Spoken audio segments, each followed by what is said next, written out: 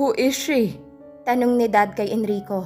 Nakikinig lamang ako sa kanila dahil naku-curious rin ako kung sino siya. Bakit kamukha niya kami ni Mommy? My mom bought her for me, Mr. Ocampo. Bigla akong nagulat sa sagot niya. Anong binili? San ba siya galing? Tanong ko pa sa aking isipan. Iha, don't be afraid. Hindi ka naman namin sasaktan. Lumingon naman siya kay Mommy at napansin kong umiiyak na si Mommy.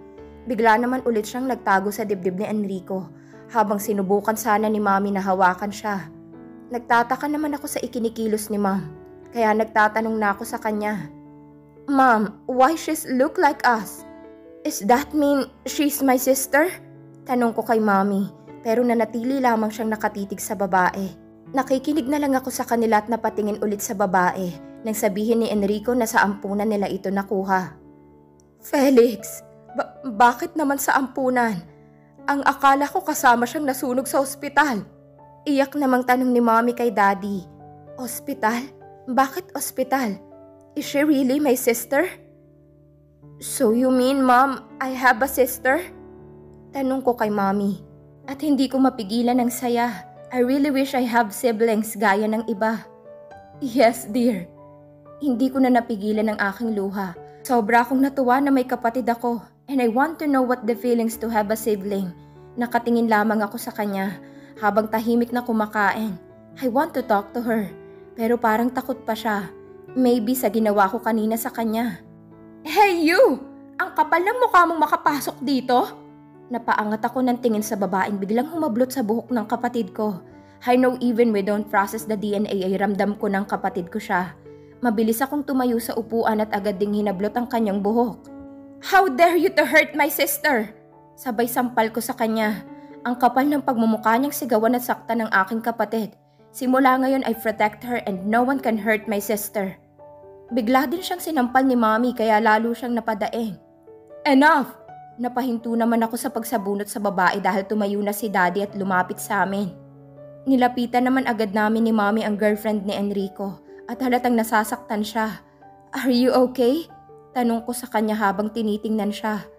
Okay ka lang ba anak? Sabi ni Mommy sa kanya sabay haplos ng kanyang buhok. Napatingin naman siya kay Mommy at nagtataka. Don't worry little sis, no one can hurt you now. Bulong ko sa sarili. Halos hindi ako makahinga nang makita si Enrico na kasama si Marcos. After 3 years, I still love him. Hindi ko magawang tumitig sa kanya dahil natatakot ako. Lalo na sa kalokohan kong ginawa dati. Napapitlag ako nang bigla niya akong hinawakan. Habang nag-umpisang maglakad palabas ng bar. Ito pa naman sana ang unang beses na makasama ko ang kapatid ko. But Enrico is really annoying. Paano niya kaya nalaman na dito kami pumunta ni Carla at sinama pa talaga si Marcos? I can't believe you're quiet. Lalo akong kinakabahan nang mapansing humigpit ang pagkakahawak niya sa akin. I'm sorry for what I have done before. Mahinang sabi ko sa kanya at bigla naman siyang huminto kaya napatingin ako sa kanya. Tumitig lamang siya sa akin at ngumiti ng nakakaloko. Your sorry is not enough. Bigla akong nag-iwas ng tingin dahil hindi ko siya kayang titigan. I want you now. Bigla akong naramdaman ng kuryenteng dumadaloy sa aking katawan nang maramdaman ng kanyang bibig sa aking tenga. Kiss me. Napatingin ulit ako sa kanya dahil sa kanyang sinabi at sinamaan siya ng tingin. Dahil alam kong pinaglalaroan niya ako dahil sa ginawa ko sa kanya. I said kiss me. Madiing sabi niya at hinawakan ng mahigpit ang aking braso. Marcos, please, don't do this. I'm sorry. I know it. Enough. Halos mapatalon ako sa kanyang pagsigaw sa akin. Napatingin ako kay Carla at Enrico pero malayo sila sa amin. Kaya tumingkayad ako upang mahalikan si Marcos. Pero nagulat ako sa kanyang ginawa dahil hinawakan niya ang aking batok. At idiniin ang aking katawan sa kanya. I really want to push him dahil ayaw ko nang umasa pa sa kanya at alam kong gumaganti lang siya sa akin. Habol ko ang aking hininga nang bitiwan niya ako. Kaya mabilis akong naglakad papunta sa sasakyan ko.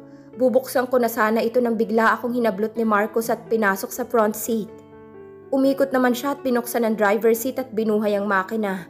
Napansin kong ibang kanyang dinadaanan at hindi ito ang papunta sa bahay namin. Marcos, where are you taking me? Please forgive me for what I did before. I promise that I never do that. And I won't bother you anymore, please. Lumingon naman siya sa akin at ngumiti. Why are you afraid of me?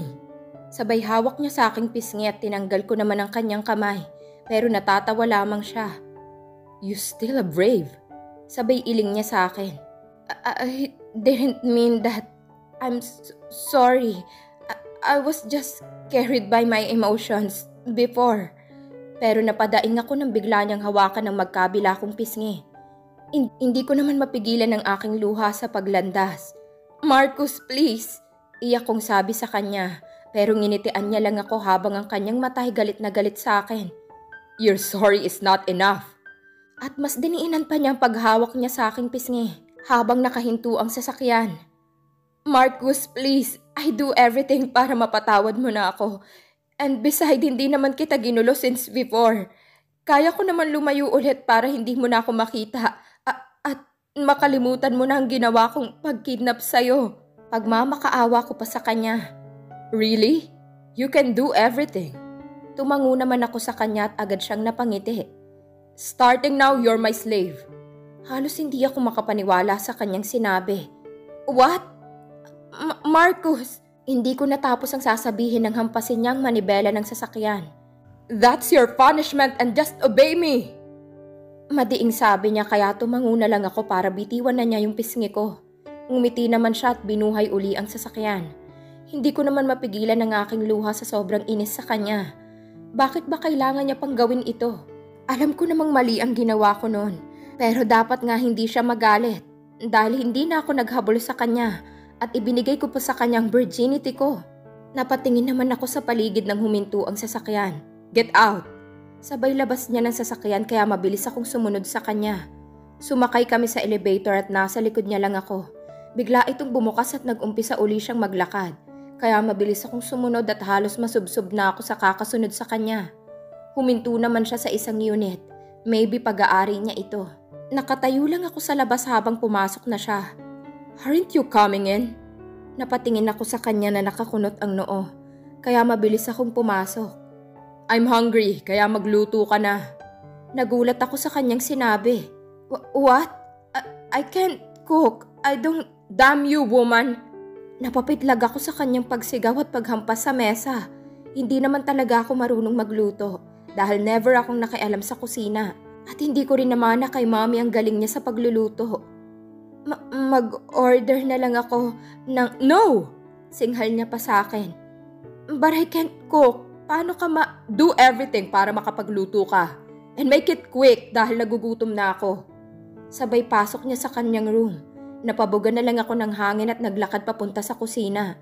Binuksan ko ang kanyang rep at agad na napatingin sa itlog at hotdog. I don't know how to cook it. Pero ito na lang ang kinuha ko. Binuksan ko ang kanyang stove at nilagyan ng oil. Binasag ko ang itlog at halos mapatalon ako sa takot ng matalsikan. Wear this! Napatingin ako kay Marcus. At mabilis kinuha ang hinagis niyang damit na uniform ng maid. Shit, I never imagined myself to wear like this. Gustuhin ko mang umalis ay hindi ko magawa. Takot din ako kay Marcus, baka lalo siyang magalit. Damn! Pagkain ba to? You think kakainin ko to, ha? Sigaw niya pa sa akin sabay tapon ng niluto kong itlog. I'm sorry, I told you hindi ako Damn you! Napadaing ako sa paghawak niya uli sa pisngi ko. Baka magkapasana ako sa mukha dahil sa ginawa ni Marcus. Marcus, ano ba? Nasasaktan ako! Pagmamakaawa ko pa sa kanya. Pero hinawakan niya ako sa braso at tinulak. Hindi ko naman maiwasang umiyak. Wear this. And don't ever try to escape me, woman. Dahil pagsisisihan mo. Sabay alis niya sa aking harapan. Hindi ko mapigilang mapahikbi dahil sa kanyang ginawa. Mommy, Daddy... Iyak kong bulong habang inumpisahan ng hubarin ang aking damit. Bigla namang bumalik si Marcus at tinitigan ako. Umiwas ako ng tingin sa kanya at inumpisahan ng suotin ang damit na bigay niya. Pero napahinto ako nang lumapit siya sa akin at hinaplos ang aking katawan. Napaigtad naman ako sa kanyang ginawa at lumayo sa kanya. Pero hinawakan niya ako ng mahigpit. You forget that you're mine now. Madiin niyang sabi sabay halik sa aking labi. I know he don't like to kiss me. Pero ginawa niya lang ito dahil sa galit niya sa akin. Kaya kusa na lamang bumagsak ang aking mga luha habang hinahalikan ako ni Marcus at unti-unting bumaba ang kanyang kamay sa aking katawan. Hinahayaan ko na lang siya dahil wala rin naman akong magawa. dahil sa kasalanan ko sa kanya. Naramdaman ko naman ang malambot na kama sa aking likod habang hindi pa rin binitawan ni Marcos ang aking labi. Hindi ko naman mapigilang mapaungol nang hawakan niyang aking dibdib habang pababa sa aking leeg ang kanyang halik. Marcos, can you... Napahinto ako dahil bumalik na naman ang kanyang labi sa aking labi. Halos mapaluha ako dahil sa hapdi. Kinakagat niya ng husto ang aking labi at nalalasahan ko ng dugo na galing sa ibaba kong labi. Pumaba naman uli ang kanyang halik patungo sa aking harap. Marcos, masakit! Sabay tulak ko sa kanya, pero bigla niyang hinawakan ng magkabila kong kamay. Lalo pang naglalandas ang aking luha dahil sa kanyang ginawa. Ang mapagparusa niyang halik ay halos dumurog sa aking puso. Marcos, stop it! Please! Sigaw ko sa kanya dahil sa sakit na aking nararamdaman. Mas masakit pa ito nung time na nirape ko siya. Napatingin ako sa kanya habang mabilis na bumayo sa aking taas. Ngumiti lamang siya sa akin ng nakakaloko. Leave! Singhal niya sa akin. Napatingin naman ako sa kanya pero wala akong makitang emosyon sa kanyang muka. I said leave! Sigaw niya pa habang tinutulak ako sa kanyang kama. At bigla naman akong nahulog dito. Why did you push me? Asik ko sa kanya habang hawak ang aking balakang. Get out and get out of here! Sigaw niya uli sa akin. Hindi ko naman mapigilang mapaiyak dahil sa kanyang sinabi. Kaya mabilis akong lumabas at nagtungo sa kitchen para kunin ang damit ko. Mabilis ko itong sinuot at nagmamadaling lumabas habang paika-ika ako sa paglalakad. Dahil sa sakit ng aking balakang at sa gitna ng aking hita. Nang makarating ako sa labas ng building ay naghahanap agad ako ng masasakyan. Pero halos wala na akong makitang taxi dahil 1 AM na. Gusto ko mang tawagan ng driver namin pero naiwan ko ang aking phone sa loob ng kanyang car. Napaupo na lang ako sa gilid habang nag-aabang ng taxi. Bigla naman akong napatayo nang may makita akong taxi na papunta sa kinaroroonan ko. Kaya mabilis ko itong pinara at laking pasasalamat ko nang huminto ito. Mabilis akong pumasok sa taxi at agad sinabihan si Manong sa aking address. Okay lang po ba kayo, ma'am? Napatingin naman ako sa driver at tumango. Hinawakan ko naman ang aking labi dahil nararamdaman ko pa rin ang hapti nito. Nang makarating ako sa bahay ay pinahintay ko muna ang taxi na sinakyan ko para kumuha ng pambayad. Tinawag ko naman ang maid namin para siya nang mag-abot ng bayad sa taxi. Habang nasa loob na ako ng aking room ay mabilis akong humarap sa salamin at nakita ang mga pulang pantal sa aking leeg at dibdib. Damn him! I hate him so much! Sigaw ng aking isipan. Pumasok agad ako sa banyo upang makapaglinis ng aking katawan. Napapansin ko naman ang patak ng dugo sa suot kong underwear. Hindi ko maiwasang mapaiyak ulit habang nakatapat sa shower. I know he hate me, pero parang sobra naman ang parusang ginawa niya. Mabilis ko namang sinabunan ang katawan kong puno ng kiss mark. Pagkatapos kong maligoy agad kong tinuyo ang aking buhok at humiga sa kama. Unti-unti rin naman akong hinila ng antok dahil sa pagod na aking nararamdaman. Nagising ako dahil sa katok sa aking pinto. Shit! Why are they disturbing me? Asik ko pa sa sarili. Dahan-dahan naman akong naglakad patungo sa pinto at mabilis itong binuksan. Hindi naman mapinta ang aking mukha na nakaharap sa distorbong katulong namin. What? How many times I told you don't disturb me if I'm sleeping? Singhal ko pa sa kanya. Yumuko naman ito habang napapaatras. Kasi po ma'am, may naghahanap po sa'yo at sabi niya po, gisingin ko daw po kayo. Nagulat naman siya nang hampasin ko ang pinto. Shit! And who's that person? Sigaw ko sa katulong namin. Sir Marcos po. Halos nagulat ako sa kanyang sinabi. Damn, why he's here? Ano na naman bang parusang gagawin niya sa akin? Tell him that I'm still sleeping and just ask him if what he need. Isasara ko na sana ang pinto nang muling magsalita ang aming maid. Sabi niya po ma'am, kung hindi daw po kayo bababa, siya daw po ang aakyat dito. Damn him! Gigil kong bulong sa sarili. Tell him I go there. I'll just take a shower. Sabi ko pa sa kanya bago isara ang pinto. Halos napapasigaw naman ako sa galit dahil pati dito sa bahay ay pinuntahan pa ako ni Marcos. Pagkatapos kong maligo at magbihis ay humarap muna ako sa salamin. Nagsuot lamang ako ng white t-shirt at maiksing short. Napatingin naman ako sa may bandang hita ko dahil para lang akong nakapanloob. Tinakpan ko naman ng makeup ang aking mga kiss mark para hindi masyadong halata. Pagkatapos kong mag-ayos ay mabilis akong naglakad papunta sa sala. Nakita ko naman agad si Marcos na nakaupo sa sopa habang nakatingin sa akin na pababa ng hagdan. Hi, what are you doing here? Pati ko sa kanya nang makababa na ako. Hindi naman ako makatingin sa kanya dahil sa ginawa niya sa akin kagabi. Why? Is it bad if I fetch my slave? Napatingin ako sa kanya dahil sa kanyang sinabi. Sorry, what do you need? Sabi ko sa kanya habang iniwasan pa rin siyang tingnan. I'm hungry. Cook for me. Tumango naman ako at mag-umpisa na sanang maglakad papunta sa kusina. Where do you think you're going? Napakunot naman ako sa aking noo dahil sa kanyang tanong. Akala ko ba nagugutom siya? I'm going to the kitchen to cook your food, sir. Madiing sabi ko sa kanya. Did I tell you to cook here? Napakunot ako lalo sa aking noo dahil sa kanyang sinabi. Follow me. Hurry up because I don't want to wait long. Napasunod naman ako dahil sa kanyang pagsigaw. Tahimik lang ako habang sakay ng kanyang sasakyan.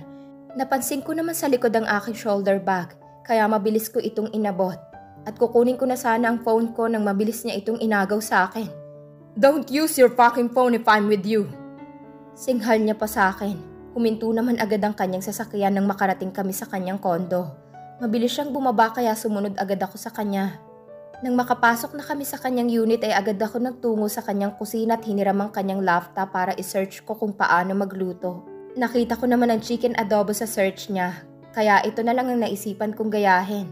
Halos nagkasugat-sugat ang aking kamay dahil natutusok ako sa maliit na stick na aking ginagamit. Marami rin akong talsik ng mantika sa aking kamay.